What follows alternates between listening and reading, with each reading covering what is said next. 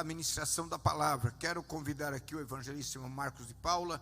Ele vai estar ministrando a palavra aos nossos corações. Nosso pastor não está presente, mas nós estamos aqui reunidos em nome de Jesus. E Deus tem uma palavra para mim e para você aqui. Amém? Glória a Deus.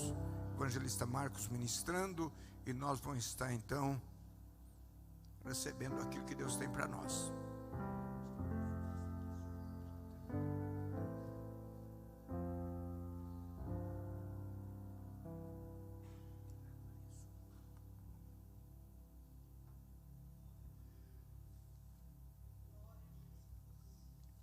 Quero cumprimentar a igreja na paz do Senhor.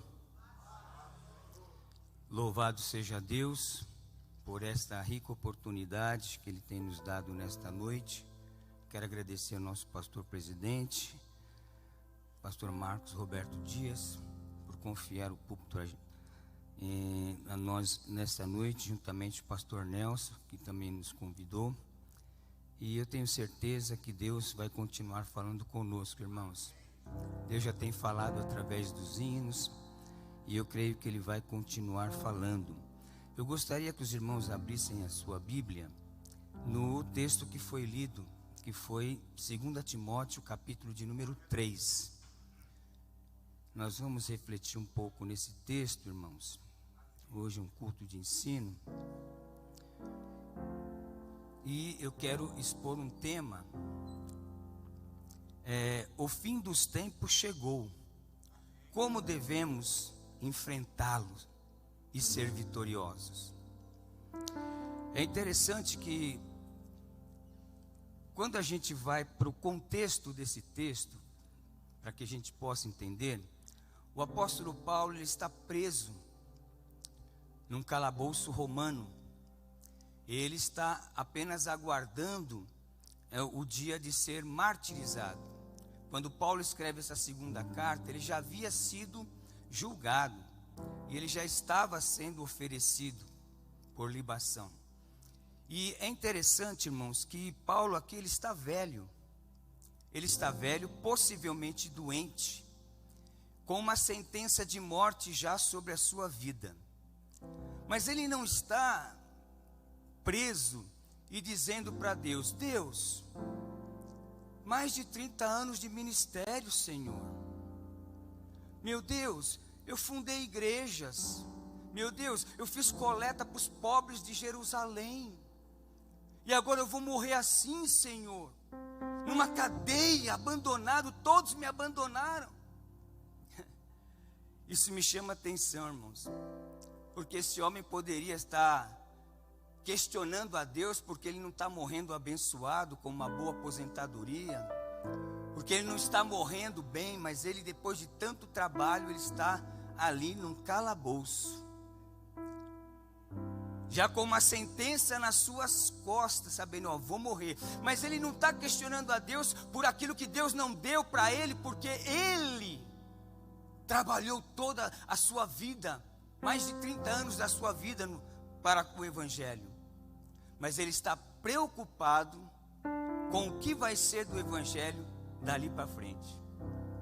E aí ele escreve para Timóteo para instruir este jovem, para mostrar a ele, porque Paulo não estava preocupado com a sua cabeça que seria cortada. Paulo não estava preocupado com isso, ele estava preocupado sim, como é que o Evangelho vai continuar a ser pregado. Eu tenho que orientar alguém, eu preciso deixar alguém. Talvez Paulo pensasse, olha, Timóteo vai ser o meu substituto.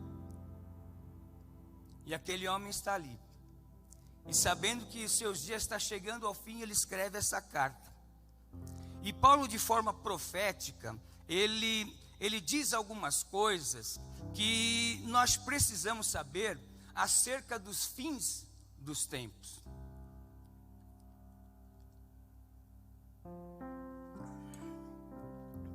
Ele diz que no fim dos tempos será um tempo difícil para se viver.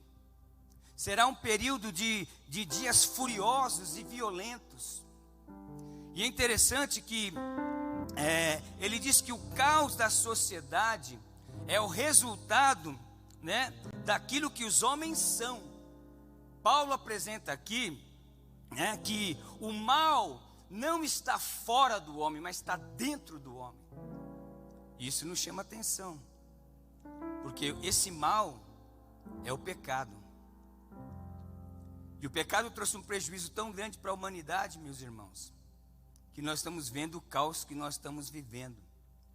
Então Paulo, ele começa a falar sobre o que vai acontecer. Mas antes de a gente entrar no texto, eu quero fazer alguns questionamentos para você pensar aí. Será que conseguimos perceber essa situação que Paulo descreve aqui nos nossos dias? Será que nós temos visto homens amantes de si mesmo, né? Avarentos, presunçosos, soberbos, blasfemos? Será que temos percebido essa situação na nossa sociedade?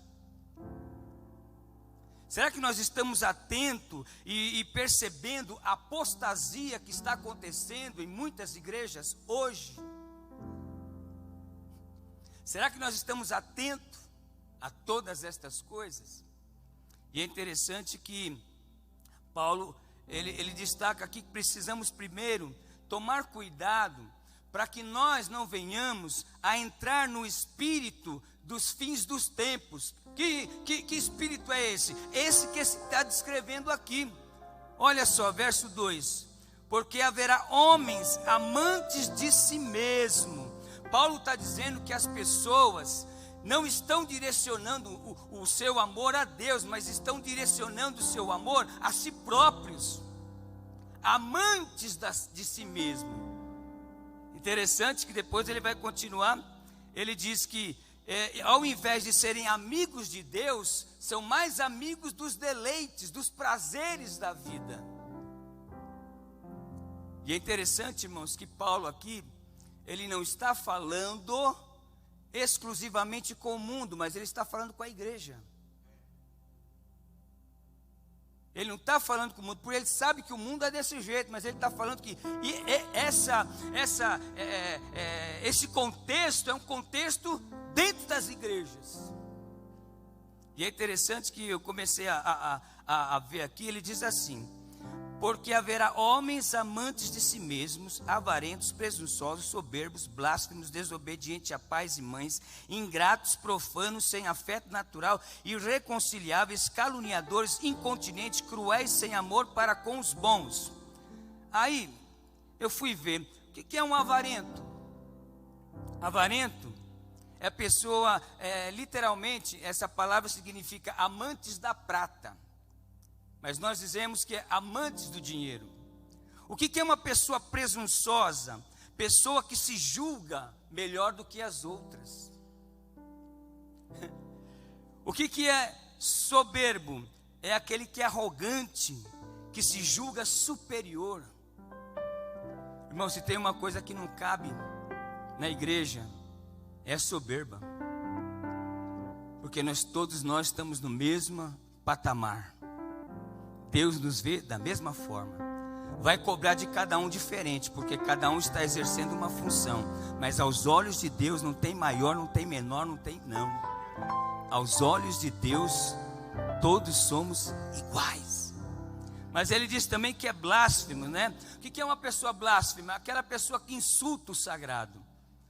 Irmãos, às vezes nós ficamos pensando, nossa, parece que hoje aquele poder que havia na igreja, não que eu sou saudosista, né, irmãos? Mas parece que não acontece mais como acontecia. Mas você já percebeu como que nós temos usado o nome de Deus? Qualquer conversa à toa, irmão, nós estamos falando em Deus. Qualquer coisinha é Deus para lá e Jesus para cá. E às vezes nós não entendemos que o nome de Deus é sagrado. O nome de Jesus Cristo é para expulsar demônio, para curar enfermos. E às vezes, com tantas conversas frívolas, sem necessidade, a gente está colocando Deus para lá, Deus para cá. É interessante que o judeu, ele não pronuncia o nome de Deus. Ele pronuncia o Senhor, mas nunca Deus. De tanta reverência ao nome de Deus que eles têm. Tanto que a tradição diz que quando eles iam escrever, né, os escribas estavam escrevendo, copiando as escrituras, quando ia falar o nome de Deus, escrever o nome de Deus, eles tinham todo um ritual. Até se lavar, se lavavam para poder escrever o nome de Deus. E hoje, irmão, nós estamos envolvendo o nome de Deus em qualquer coisa. Tudo nós estamos colocando Deus. Não é assim não, irmão. Deus é sagrado. A igreja é sagrada. E nós não podemos perder essa sacralidade, porque se nós continuarmos assim, nós vamos viver uma igreja secularizada. E aí, irmão, não é isso que Deus quer de nós. Mas ele diz uma outra coisa aqui, ó: desobediente a pais e mães. Interessante que as pesquisas dizem hoje que no Brasil morrem mais jovens do que idosos. Na questão natural da vida, né, os idosos deveriam morrer primeiro. Mas os jovens estão morrendo. Por quê? Desobediência a pais e mães. Ele diz também que os homens seriam ingratos, ou seja, não possuem gratidão. É interessante, irmãos. Será que nós temos sido gratos a Deus? Será que nós acordamos todo dia de manhã e o nosso coração se alegra porque nós estamos vivos? Porque Deus está conosco? Porque mesmo diante de tantas dificuldades, de um mundo se afundando no pecado, eu tenho alegria e gratidão em adorar a Deus. Até porque hoje se prega um evangelho de facilidades. Um evangelho que não se fica doente, não se fica desempregado, é só bênção, é só alegria, é só... Irmão, eu não estou aqui fazendo apologia a sofrimento, mas quando eu olho para a palavra de Deus e para a história da igreja, eu não vejo em outras gerações as pessoas tão preocupadas com prosperidade, com vida boa, como nós hoje, como a nossa geração. E ao invés de muitas vezes olhar para as coisas de Deus, fica mais preocupado com aquilo que vai conseguir nesse mundo. E isso é difícil, irmãos. E depois nós falamos assim: olha, por que a igreja está assim? Por que, irmão? Será que nós temos nos enquadrado? Esse homem que está preso depois de 30 anos, velho, doente, deu a sua vida cheia, o corpo totalmente cicatrizado, irmão. Ele não está preocupado. Sabe por quê? Ele vai dizer no capítulo 1, versículo 12: eu sei em quem eu tenho crido. Será que nós estamos sabendo em quem nós temos crido? Infelizmente hoje, irmãos, tem muito crente pensando que homens vão solucionar o problema da igreja, que homens vão ser os defensores da igreja. Irmão, o defensor da igreja está sentado no alto e sublime trono, irmão. Aquele sim é que guarda a sua igreja. E hoje nós temos uma preocupação exacerbada: quem vai, quem não vai, irmão. Deus está no controle de tudo. Quem subir, quem sentar lá, não interessa. Deus está no controle de todas as coisas. E parece que nós ficamos numa febre, irmão. Os irmãos me perdoem que eu estou falando isso com temor e tremor.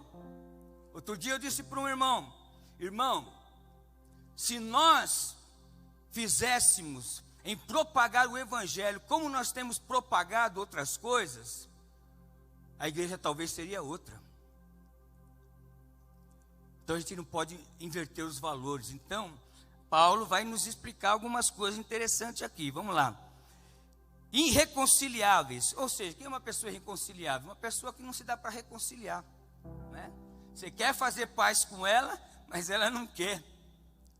Depois ele diz aqui: caluniadores. O que é um caluniador? Caluniador é aquele que fala mentira acerca de outras pessoas.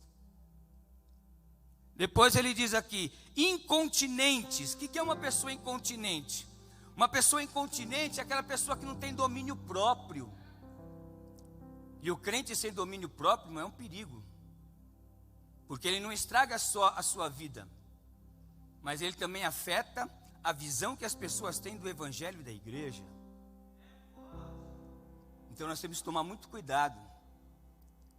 Depois ele diz aqui, obstinados, ou seja, um obstinado é uma pessoa inflexível.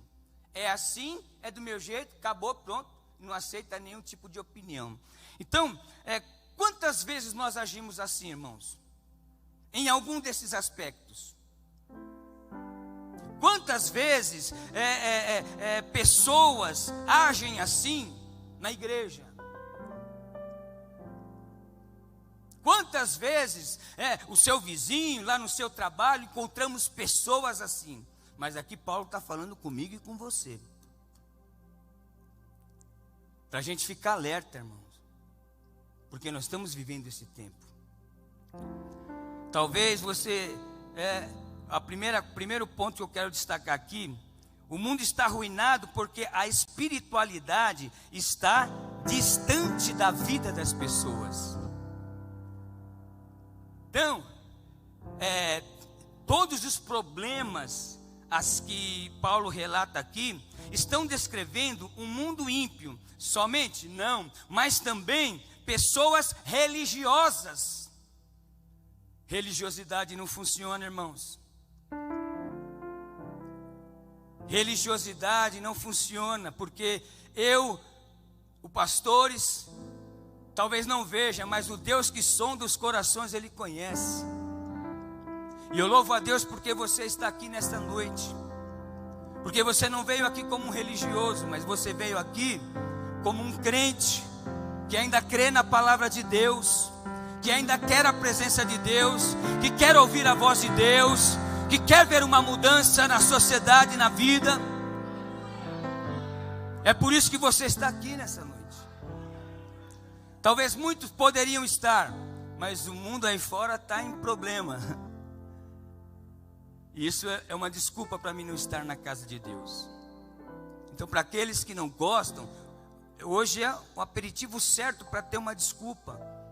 Irmãos, nós temos que nos posicionar diante de Deus, porque a gente só tem ouvido essa frase: tá difícil, tá difícil, tá difícil. Como mudou as coisas. Mas as coisas, elas começam a mudar, não é a partir do próximo, é a partir de mim. É a partir do meu comprometimento. É a partir da minha dedicação. Porque junta você com o outro. É como chama. Vai juntando, daqui a pouco o fogo pega. Outro dia eu disse lá na congregação que eu dirigi: irmãos, nós somos pentecostais. E quando eu digo pentecostal, não é no sentido de barulho, porque barulho não é poder. Ser pentecostal, irmão, é ver os dons se manifestar na igreja. Dom de profecia, dom de línguas, interpretação de línguas, palavra de sabedoria, de curas. E nós não temos visto mais isso, irmãos. Infelizmente. Deus mudou. Deus tirou o poder de nós. Não, irmãos. É nós que precisamos voltar às nossas raízes. Quando você vai lá em Atos capítulo 2, uma coisa que me chama a atenção é que o texto diz assim, que toda a sociedade olhava para a igreja e eles ganhavam a simpatia de todos. E eu falo: meu Deus, o que nós como igreja hoje estamos causando na sociedade, meus irmãos? Qual é o impacto, qual é a influência que nós estamos dando a essa sociedade totalmente perdida? Isso é responsabilidade de todos nós, viu, irmãos? Não é só dos obreiros, nem das lideranças, mas é de cada crente. Então, a partir do verso 10, vou adiantar um pouquinho aqui. A partir do verso 10, o Paulo vai tratar de elementos que nos ajudarão a passar os fins dos tempos sendo vitoriosos. Então vamos lá. Tu, porém, tens seguido a minha doutrina. e modo de viver. Tem duas coisas interessantes aqui. Doutrina. É interessante que lá no próprio livro de Atos, capítulo 2, verso 42, a Bíblia diz que eles perseveravam todos os dias na doutrina dos apóstolos. Como é que nós estamos vivendo a doutrina, irmão? Como é que você está vivendo os princípios que você diz acreditar? Será que nós estamos vivendo a doutrina? E a doutrina aqui, irmão, não é cabelo comprido, não é paletó, não é isso não. Usos e costumes é uma coisa que perdurou muitos anos nas nossas igrejas. Mas é a doutrina. É a doutrina de Jesus, a cristologia, a paracletologia. É conhecer a Cristo na sua essência, dentro da doutrina desenvolvida na própria Escritura. A paracletologia, conhecer o Espírito Santo, não só, mas conhecer biblicamente e constatar na sua vida esta ação espiritual, sobrenatural do Espírito Santo. Viver na doutrina, irmãos. E Paulo aconselha aqui, é como se ele estivesse dizendo: Timóteo, ó, você sabe que eu já estou condenado, mas olha, vive a doutrina. E ele diz uma coisa aqui, irmãos, que é interessante: seguindo a minha doutrina e modo de viver, intenção. Paulo era uma referência, irmãos. Qual tem sido a sua referência hoje? Todos nós precisamos de referência, irmão. Você talvez esteja sendo referência para alguém, sabia? Alguém que te observa todos os dias, no seu trabalho, o seu vizinho. Nós precisamos de referências. E precisamos ser referências. Para que as pessoas vejam que existe um povo na terra que glorifica, que exalta, que crê nesse Deus. Que não são simplesmente religiosos que vão à igreja 3 ou 4 vezes por semana. Não é assim, irmãos. Paulo se coloca como referência. Ele até disse uma vez: ora, sejam meus imitadores, como eu sou de Cristo. Então, primeira coisa aqui, primeiro elemento, olha aí, seguir a doutrina. Sem doutrina, irmão, sem conhecimento, sem compreensão da palavra de Deus, das coisas de Deus, a gente vive nas decisões que a gente quer, fazendo o que a gente quer, achando o que a gente quer, e não é assim. Existe uma doutrina bíblica aqui desenvolvida. Não são retalhos de doutrina que vai entrar na nossa cabeça, não. Nós precisamos conhecer de forma sistemática, conhecer bem. Não ouvir uma aqui, outra ali, não, irmãos. Por isso que nós temos que examinar as Escrituras todos os dias. Vida de devoção a Deus, irmão, é o quê? É você, das 24 horas, das 24 horas que eu tenho, separar um momento para mim ter um particular com Deus, lendo a sua palavra, adorando a Ele no meu coração, lendo a palavra, recebendo ela de modo aberto no meu coração, e orando a Ele. Irmão, quanto tempo nós temos gastado em oração? Nós temos tantas atividades, tanta coisa para fazer. Mas o que Paulo está dizendo é que nós precisamos viver na doutrina. E a doutrina começa por aí, no conhecimento. Não se contente, irmão, de ter um conhecimento de Deus superficial. A superficialidade está matando muita gente aí nas igrejas, porque seguem coisas que eles nem mesmo sabem. Mas eu louvo a Deus que nós não somos assim, né, irmãos?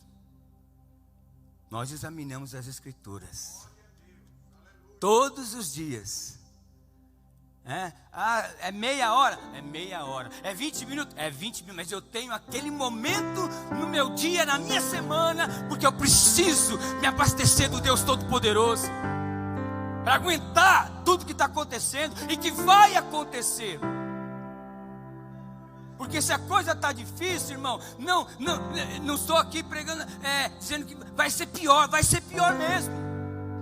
Porque o pecado está deformando cada vez mais o homem. O pecado está de uma forma contaminando o homem, que a maldade, que a corrupção, que as coisas ruins vão piorar mesmo.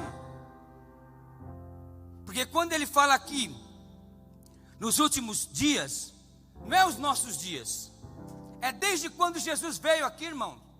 Guerra, rumor de guerra, fome, peste. Às vezes nós julgamos que é o nosso tempo, não é, irmão? Sempre houve isso, terremotos, sempre houve corrupção. O problema do nosso tempo é que nós somos 7 bilhões de seres humanos no mundo, segundo as estatísticas, 7 bilhões. E hoje nós temos um sistema de comunicação que o presidente dos Estados Unidos dá um espirro lá, em 2 minutos você já está sabendo aqui. Aí parece que avolumou mesmo. Porque quanto mais seres humanos, mais o pecado se aprofunda na alma das pessoas. Irmão, eu vou falar uma coisa aqui, como um alerta. Preste atenção o que está acontecendo à sua volta.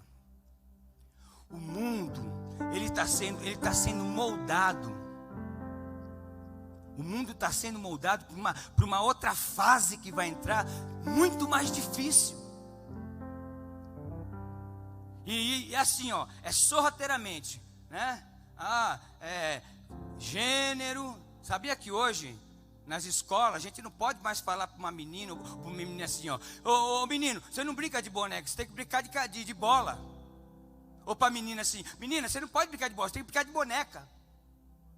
Você perde até o seu emprego.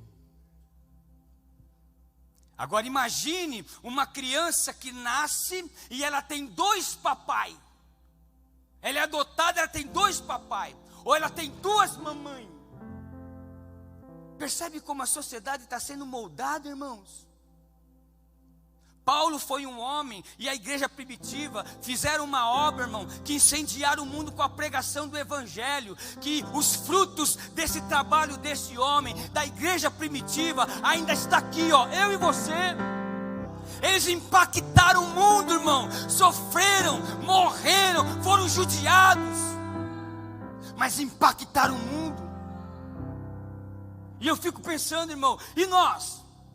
Se Jesus demorar mais 50 anos para vir, que impacto que eu estou causando? Que legado que eu estou deixando para gerações futuras? Vendo cada vez mais o pecado dominando o homem.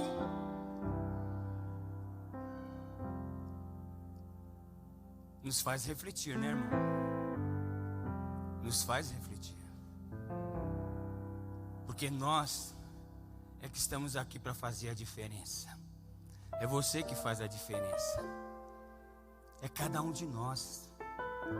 E parece, irmãos, que quando a gente olha para a igreja brasileira, parece que nós estamos perdendo essa essência.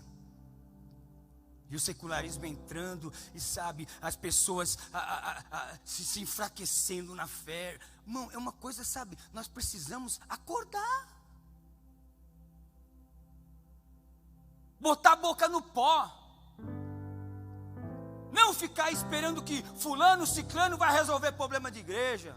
Porque quem cuida da igreja é Deus. A gente fez a nossa parte, não fez? Acabou. Agora ficar nessa coisa. Tem crente até saindo para a rua. Não, irmão, pelo amor de Deus, faz isso não, irmão. Você tem um Deus. Você tem um dono. Para com isso. A gente prega que Deus está no controle. E depois quando Deus faz a sua vontade, a gente quer protestar. Vamos tomar cuidado, irmãos. Porque a Bíblia diz que nos fins do tempo, o amor de muito vai se esfriar. Bom, mas vamos continuar aqui. Então, a primeira coisa que ele diz aqui: doutrina, modo de viver, intenção e fé. Então, 2 princípios, né? Doutrina. E, irmão, olhe para alguém que te inspire. Tenha uma referência. Apesar que nos nossos dias está difícil referências, mas tenha uma referência. Para que você possa seguir. Eu sei que a maior referência que a gente tem é o Senhor Jesus. Mas a gente precisa ter referências do nosso lado, né? A referência do filho é o pai. Opa, quero ser que nem meu pai. Eu quero ser que nem minha mãe. Nós precisamos ter uma referência, irmãos. E precisamos nos tornar referência para outros. Você parou para pensar, irmão? Alguém chegar e falar assim: ô irmão, eu gostaria muito de ser como o senhor aí.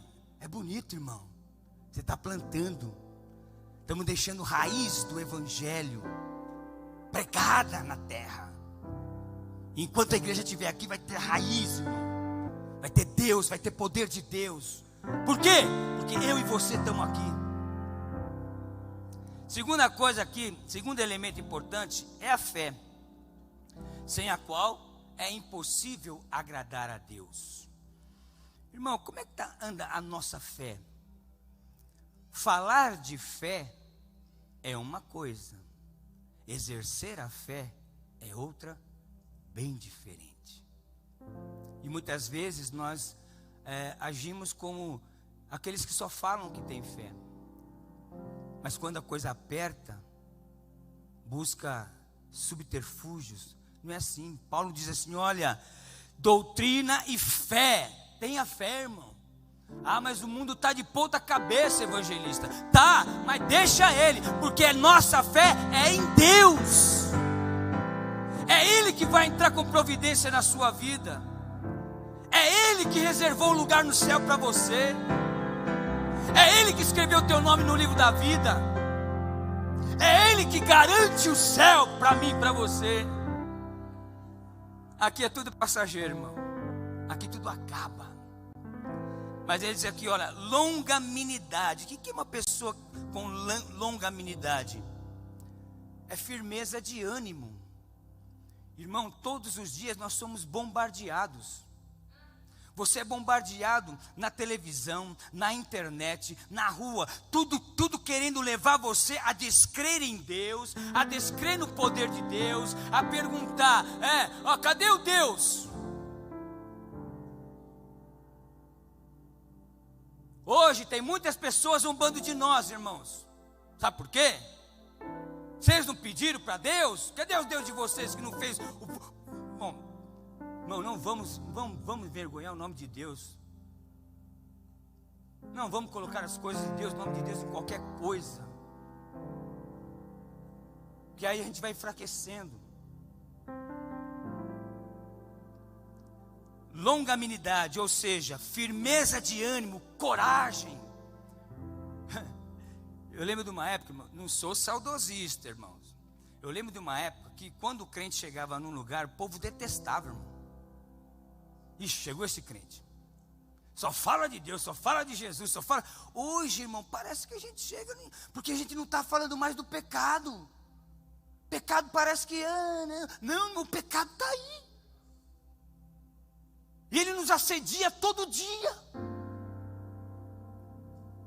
Pedro diz que o diabo, ele fica ao derredor, só tramando alguma coisa, para que ele possa entrar dentro da sua vida e quebrar a tua comunhão com Deus.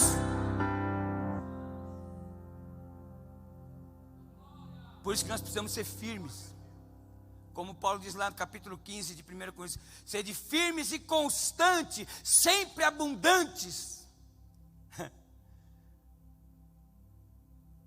Porque haverá um galardão para tudo que você tem feito para Deus aqui. Tudo que você tem feito, até o papelzinho que você cata aí, né? Deus está vendo. Catou um papelzinho, não é nada, né? Não é nada. Até você pegar e atravessar uma pessoa, a pessoa deficiente, Deus está vendo, irmão. Deus vê tudo. Deus vê todas as coisas. Porque, irmãos, daqui para frente, só vai ficar de pé os que são firmes. Os que são firmes. Os que são corajosos. Porque os covardes, irmão, os covardes não vão conseguir. Então, irmão, vamos ser firmes. Vamos ser firmes no nosso ânimo. Quando tiver que falar contra o pecado, falar mesmo. Que às vezes parece que a gente fica passando a mão na cabeça de pecador. Não, que não, meu filho. Ele não gostava do crente antigamente, sabe por quê? O crente era claro, se não aceitar Jesus, você vai para o inferno. Nossa, isso é muita ofensa, né? Se falar isso, você está me ofendendo. Mas nós precisamos ter firmeza para continuar expondo o Evangelho de Jesus Cristo. E o Evangelho de Jesus Cristo é esse: o céu ou inferno, ou vida de santidade ou vida de pecado, ou serve a Deus ou não serve a Deus. Não tem um parâmetro no meio, é um ou é outro, é ou não é. E é isso que Deus espera de nós, essa posição. Porque Paulo, até diante do último dia, interessante que até sabendo que vai morrer, Deus usou ele para escrever essa carta, para nos alertar. Sabe o que eu quero dizer para você, irmão? Até o último momento da sua vida, se você deixar, Deus vai te usar para fazer o bem para alguém, para trazer alguém para o Evangelho, para testemunhar da verdade do Evangelho, até o último minuto da tua vida.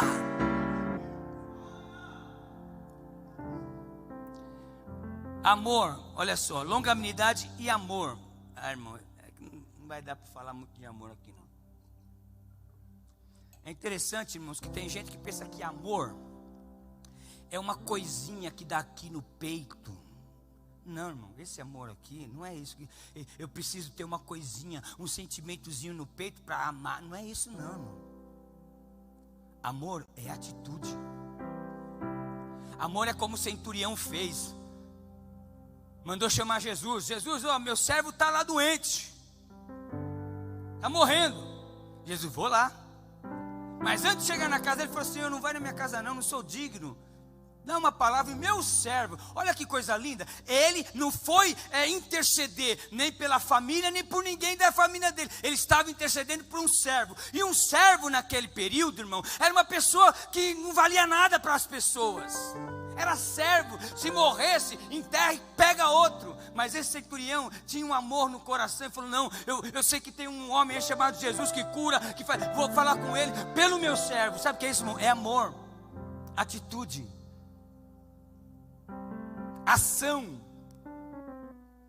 Então Paulo diz aqui, ó, o que vai fazer com que a gente venha a conseguir vencer esse tempo do fim com tanto engano, com tanta maldade, com tantas coisas ruins, é o que? É perseverando na doutrina, é com a nossa fé, é com a nossa firmeza na presença de Deus.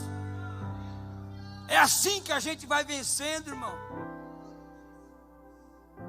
Porque pedrada nós vamos receber a vida inteira.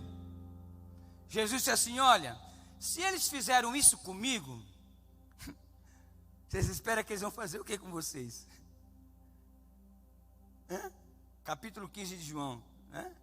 Olha, se eles fizeram isso comigo, vão fazer com vocês também. E o que eles fizeram com Cristo? Crucifica, crucifica. Uns dias antes estava colocando a folhinha para passar bendito aquele que vem em nome do Senhor. Depois está lá, crucifica, crucifica, crucifica. Nós precisamos entender essas coisas, irmãos, e parar de viver numa superficialidade, só no oba-oba. Não, nós precisamos, irmão, entrar de cabeça nas coisas de Deus, nas verdades de Deus, fazer o bem. Isso é amor. Jesus disse, olha esse texto aqui, irmão, olha aí, acompanha comigo se você quiser. João, capítulo de número 13. João, capítulo de número 13. Aqui, todos nós sabemos, Jesus está na última ceia, né? Está instituindo a ceia, tá? Eliminando a aliança, né? A antiga aliança, está iniciando a nova aliança. E é interessante que aqui ele faz revelações bombásticas, né? Tanto que no capítulo 14, ele fala assim para os discípulos: não se turbe o vosso coração. Por quê? Porque ele falou, ó, um de vocês vai me trair, né? E aí revelou tudo. Ó, Pedrão, você vai me negar. E eles ficaram muito tristes. E ainda falou, para onde eu vou agora, vocês não vão poder ir, tá bom?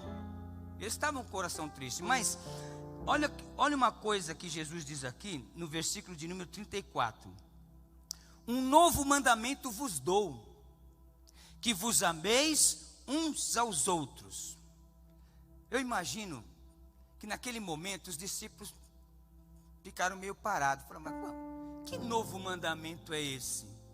Se lá em Levítico 19, 18, a lei já nos ensina a amar o próximo, que tem de novo nesse amar uns aos outros? Aí ele completa, ó, como eu vos amei. E como Jesus amou?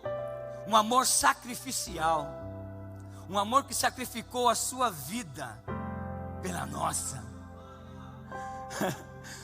E interessante, irmão, que olha, no versículo de número 35, aí, irmão, aí bate forte em nós, ó. Nisto todos conhecerão que sois meus discípulos, se vos amardes uns aos outros. Você está sendo reconhecido como discípulo de Jesus, irmão?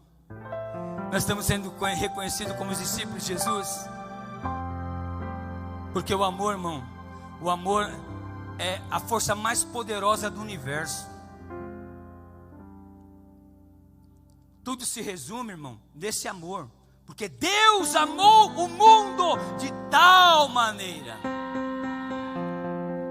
E o apóstolo Paulo, para aumentar a nossa compreensão de amor, ele diz aqui, no capítulo de número 13, de 1 Coríntios. Primeiro, ele termina o capítulo 12, os irmãos sabem que a Bíblia não foi escrita assim, com versículos, não, ela era escrita, né, toda, não tinha essa divisão. Ele diz no verso 31 da nossa divisão aí, diz assim, portanto, procurai com zelo os melhores dons, porque Paulo tinha esclarecido, falado sobre os dons espirituais na igreja. Então ele diz, portanto, procurai com zelo os dons, os melhores dons, e eu vos mostrarei um caminho ainda mais excelente. Mais excelente do que, Paulo? Do que dons espirituais. Aí ele começa, ainda que eu falasse a língua dos homens e dos anjos, e não tivesse amor, seria como metal que soa, ou como sino que tine. Não adianta ter dons, irmão, e não ter amor. Não adianta sair na foto e não ter amor. Mas é mais profundo ainda. Aí ele diz assim, ó, ainda que eu tivesse o dom de profecia, dom muito cobiçado por muitos crentes, né? O dom de profecia, e conhecesse todos os mistérios e toda a ciência, e ainda que tivesse toda a fé de maneira tal que transportasse os montes, e não tivesse amor, nada seria. Irmão, isso me causa um tremor muito grande, porque eu sei que no dia que nós estivermos no tribunal de Cristo, isso vai pesar demais. Você fez o que fez por quê? Por amor? Para ser destaque? Para ser reconhecido pelos homens? E ele não para. Ainda que distribuísse toda a minha fortuna para sustento dos pobres, e ainda que entregasse o meu corpo para ser queimado, e não tivesse amor, nada disso me aproveitaria. E aí ele dá uma descrição de como o amor age. Olha só, o amor é sofredor. Concorda? Porque às vezes você ama e não é amado. Às vezes você considera, às vezes você tem tudo, mas você não é correspondido. E aqui não está falando de um amor eros, que era, os gregos definiam amor eros, amor filia, amor de parente, e o amor ágape. Não é esse amor, não é amor eros. O amor eros, para o grego, era aquela atração de homem e mulher a ponto de se casarem. Não é esse amor que Paulo está dizendo aqui. O amor é sofredor, é bondoso, ou seja, benigno, não é invejoso.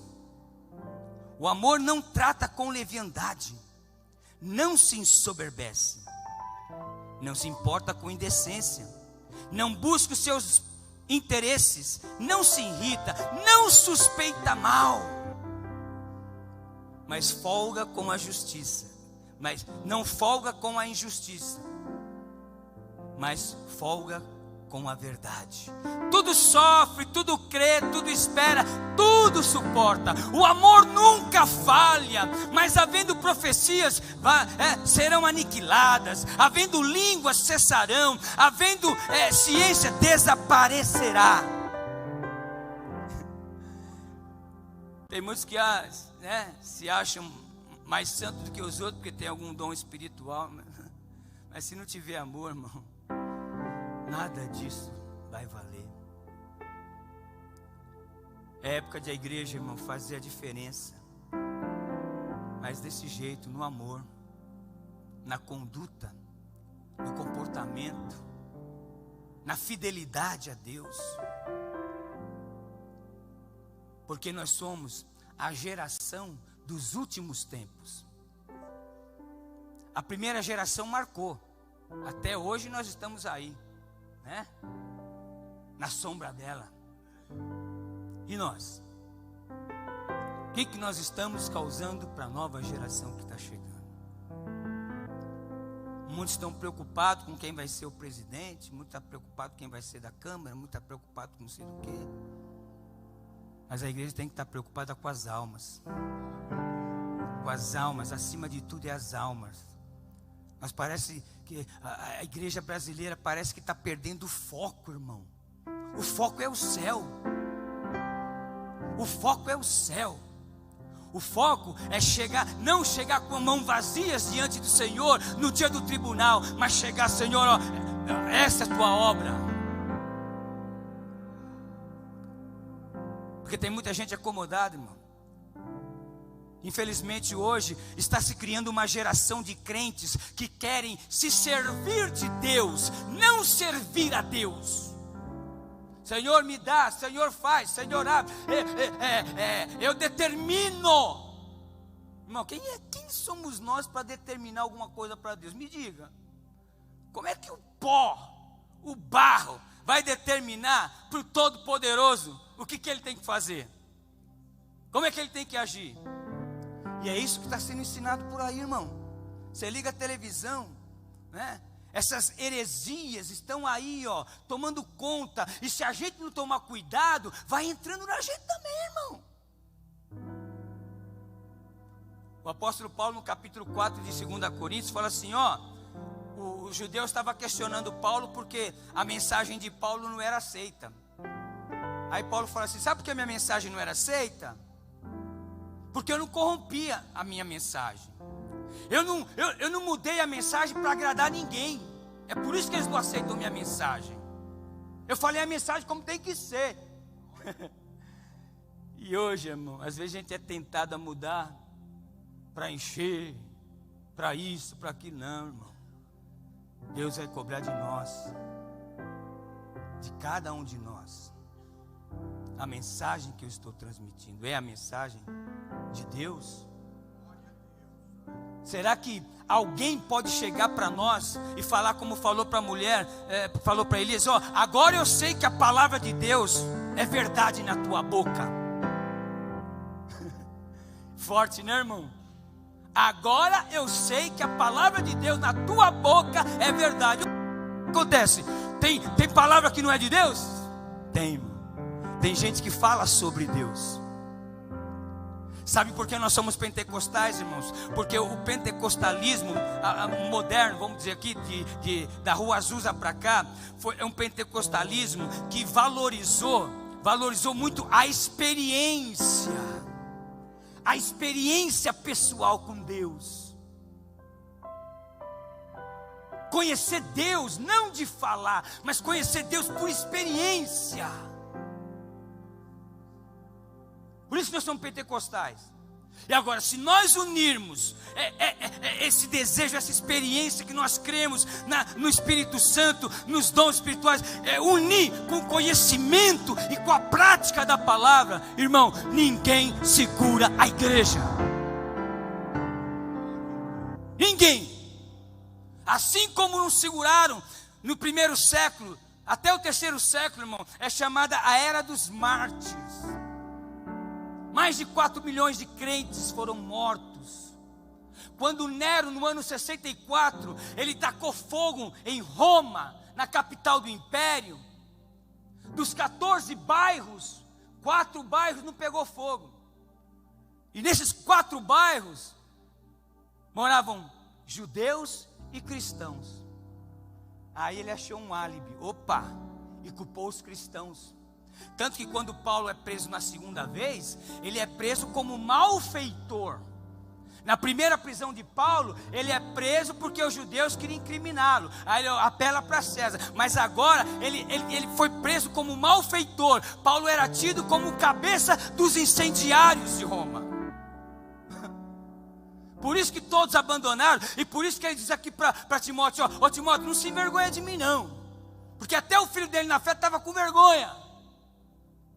Mas aquele homem foi firme até o fim. E eu e você precisamos ser firmes.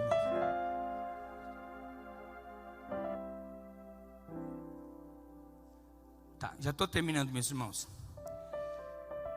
Agora, do versículo 11, deixa eu voltar aqui no texto. Olha que coisa interessante, no versículo 11 e 12. Paulo vai dizer aqui que todos os que vivem para Deus com dedicação sofrerão perseguição. Então, ser perseguido, passar por luta, é a agenda de Deus, para nos aperfeiçoar, para nos tornar mais fortes. Olha só, perseguições e aflições tais quais me aconteceram em Antioquia, em Icônio, em Listras, quantas perseguições sofri, e o Senhor de todas me livrou. Em Listra, capítulo 14, verso 19 de Atos dos Apóstolos, Paulo foi apedrejado de um jeito que ele foi tirado da cidade como morto. Paulo diz assim, eu tenho as marcas, e era marca mesmo, irmão, marca de chicote, marca de surra de vara, marca de apedrejamento. Graças a Deus, irmãos, eu louvo a Deus porque nós estamos no tempo do século 21. Ninguém aqui vai ter a cabeça cortada. Ninguém aqui vai ser colocado no tronco e receber chicotadas. Nós temos livre acesso para adorar a Deus, glorificar a Deus. E vamos ter sempre, irmão. Porque quem cuida de nós é Deus. Aí olha só, ele diz que todos aqueles que buscam a Deus sofrerão perseguições, e que os homens que praticam mal continuarão a ser enganados. Olha só, versículo 13: mas os homens maus e enganadores irão de mal a pior, enganando e sendo enganados. Irmão, já percebeu a sociedade como está, irmão? Diabolos, né, no grego, enganador. Ele está aí para enganar, irmão. Mas aqueles que têm o Espírito de Deus, eles não são enganados. Sabe por que você está aqui hoje?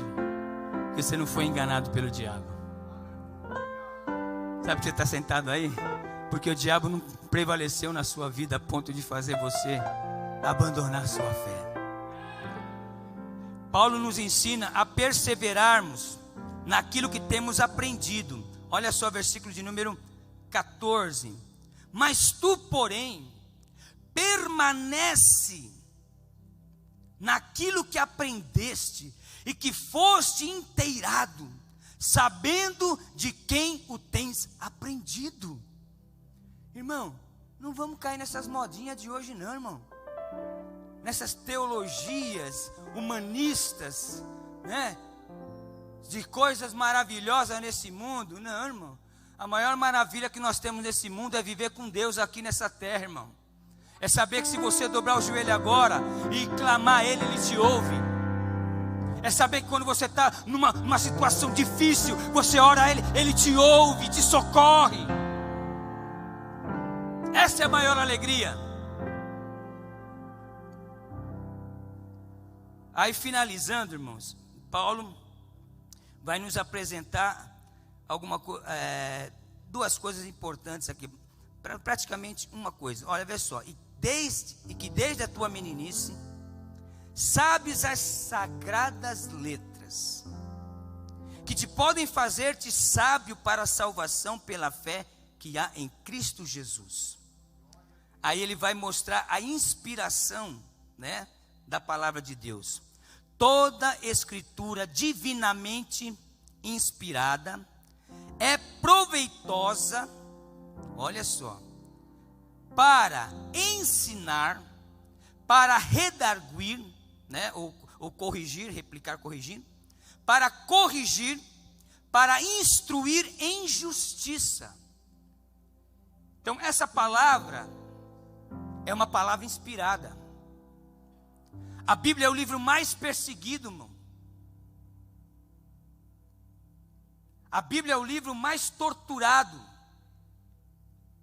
Homens, pessoas se levantam contra a palavra de Deus, mas ninguém, irmão, consegue detê-la. Há 2000 anos ela está transformando vidas.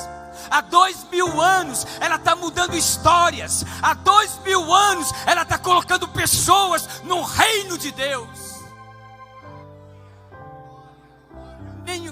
Nenhum livro, se nós formos ver a data, reunindo a Bíblia, né, os 66 livros, dá mais ou menos 5.000 anos por aí, não dá para falar a data exata. Qual o livro que vai permanecer 5.000 anos com existência?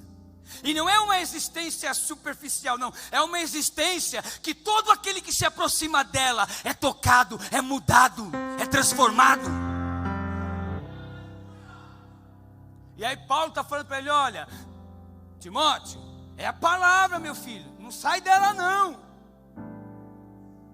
continua nela, meu filho, porque ela foi inspirada. Inclusive o apóstolo Pedro aqui em 2 Pedro capítulo, deixa eu ver, 2 Pedro capítulo 1, verso 20, ele reforça o que Paulo diz: sabendo primeiramente isto, que nenhuma escritura, nenhuma profecia da escritura é de particular interpretação, porque a profecia nunca foi produzida por vontade de homem algum, mas os homens santos de Deus falaram inspirados pelo Espírito Santo. Irmão, essa aqui é a palavra de Deus. Pode seguir, pode pregar, pode viver, que contra ela não há nada que possa destruí-la. Nada. Ela ensina, olha só, ela ensina, ela corrige de erros, instrui em justiça. Vou só para vocês verem como a palavra de Deus nos instrui. Vamos pegar aqui o Salmo 119, que é um tributo à palavra de Deus. Vou ver só 3 versículos para você perceber como essa palavra, ela nos ensina, ela nos corrige. 119:11. Escondi a tua palavra no meu coração para eu não pecar contra ti. Olha que coisa linda, irmão. Esconder não é você pegar e colocar debaixo de uma gaveta, não. É aqui, ó. É uma proteção dentro do teu coração. Ela está aqui, ó. Quando a palavra de Deus está aqui e aqui, irmãos, a coisa fica diferente. As coisas acontecem diferentes na nossa visão. Quando nós estamos vazios de Bíblia, irmão, a nossa visão é uma visão triste. Por quê? Porque nós enxergamos as coisas de forma normal. Mas aquele que tem a palavra de Deus e a fé enxerga as coisas de forma sobrenatural. Ela vê o impossível acontecer. Olha outro aqui também bem conhecido, que nos instrui. Lâmpada para os meus pés é a tua palavra e luz para o meu caminho. Lâmpada, irmão, fala de clareza. Ninguém consegue andar na escuridão. Pés fala de caminho. O salmista falando assim, ó, na sua caminhada, na sua vida, a palavra de Deus vai te iluminar, vai te conduzir, vai te direcionar. Irmãos, é impressionante quantos crentes, irmão, perturbados, não sabe o que vai fazer, não sabe, irmão. A palavra de Deus é lâmpada para os pés, é a tua palavra e luz para o meu caminho. E o mais gostoso disso, irmão, que nós devemos ser homens e mulheres com muita luz no coração e na mente, mas também temos que ser fervorosos de coração. O Espírito Santo atuando, queimando, agindo. Porque também não adianta só ter luz na cabeça, entendimento, intelectualidade. Deus vai usar intelectualidade, mas uma intelectualidade regada pela fé, regada pela oração, regada pela submissão. Aí sim. E tem outra aqui que eu quero ler, para a gente já ir para o encerrar. A exposição das tuas palavras dá luz e dá entendimento aos simples. Não precisa ser intelectual, irmão. Se você puder estudar, estude, mas não precisa ser intelectual para ter a sabedoria de Deus. Basta você ser um crente que lê a palavra, um crente que tem comunhão com Deus em oração, que preserva os princípios de Deus, que não se deixe levar pela maioria. Não, irmão, seja firme. Quem guarda a igreja é Deus. Quem protege a igreja é Deus. Quem está no controle da igreja de tudo é Deus. Não vai ser nenhum homem. O que nós pudemos fazer, fizemos. Mas agora, irmão, é olhar para o alto. Senhor, tu está vendo aí como é que está ele aí fora. Fazer que nem o rei. O rei Josias falou: ó Senhor, não há força em nós e não sabemos o que fazer, mas os nossos olhos estão postos em Ti. Oh, meus irmãos, é hora da igreja, irmão, se unir. É hora de nós unirmos a nossa fé. É hora de nós nos unir na proclamação do Evangelho, mostrar atitudes diferentes do mundo. Enquanto estão matando, nós estamos fazendo bem para os outros, estendendo a mão para o necessitado, cuidando das pessoas que precisam ser cuidadas. Irmão, quanta coisa tem para ser feito lá na penitenciária, quanta coisa tem que ser feita lá nos hospitais, quantas coisas tem lá no asilo para fazer. Trabalho não falta. Se nós nos voltarmos mais para o trabalho de Deus, nós não vamos ficar tão preocupados com coisas que estão acontecendo à nossa volta. Porque Deus disse: ó, se passarem pelas águas, não vão te submergir. Se passar pelo fogo, não vai te queimar. Sabe por quê? Porque eu sou Deus que guardo a sua vida. Eu sou Deus que tomo conta da sua vida. Eu sou Deus que estou na sua vida. Que Deus nos abençoe, irmãos. Estamos vivendo os tempos do fim, mas vamos continuar perseverando. Vamos continuar crendo, estudando a palavra de Deus, orando e vivendo de maneira que agrade a Deus, para que Ele nos use ainda nesse finalzinho de tempo de tanta incredulidade, de tantas coisas acontecendo e outras que vão acontecer, não sabemos, mas que Ele possa olhar em mim e em você, e encontrar um servo, uma serva na qual Ele pode usar como canal de bênção, porque Deus nos chamou para ser canal de bênção. Não vamos deixar a secularização tomar conta da igreja, não, irmão. Nós somos seres espirituais. Tudo aqui é sagrado. Tudo na sua vida é sagrado, porque você tem um Espírito de Deus, você tem um Deus, você tem tudo. Amém, meus irmãos? Que Deus abençoe e eu agradeço a oportunidade, pastor. Glórias a Deus. Graças a Deus. Deus continua abençoando o evangelista Marcos. Foi muito bom ouvi-lo.